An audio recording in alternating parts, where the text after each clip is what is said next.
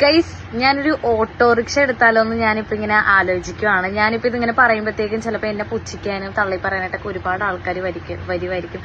എന്നാലും ഞാൻ നിങ്ങളുടെ അടുത്ത് പറയാം, എനിക്ക് നിങ്ങളുടെ സപ്പോർട്ടാണ് വേണ്ടത്.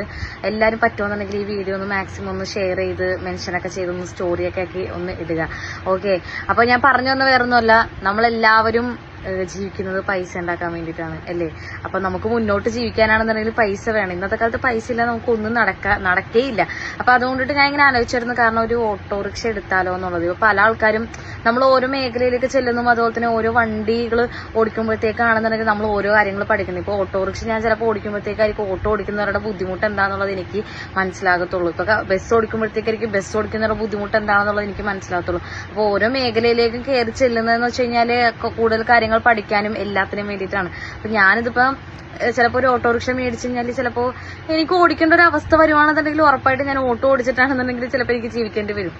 അങ്ങനത്തെ ഒരു സിറ്റുവേഷനിലേക്ക് ആയിട്ടുണ്ട്. അപ്പോൾ ഞാനിപ്പോൾ ഒരു വീഡിയോ ചെയ്യുന്നതിനുള്ളൊരു കാരണം എന്ന് പറഞ്ഞു കഴിഞ്ഞാൽ നിങ്ങളുടെ എല്ലാവരുടെ സപ്പോർട്ട് എനിക്ക് വേണം. കാരണം എൻ്റെ കൂടെ എപ്പോഴും നിൽക്കുന്നവർക്ക് ഞാൻ എപ്പോഴും എന്തായാലും ഞാൻ സഹായം മാത്രമേ ഞാൻ ചെയ്യത്തുള്ളൂ. ആരും ഞാൻ ദ്രോഹിക്കാനൊന്നും പോകത്തില്ല, എനിക്ക് അതിൻ്റെ ആവശ്യവുമില്ല.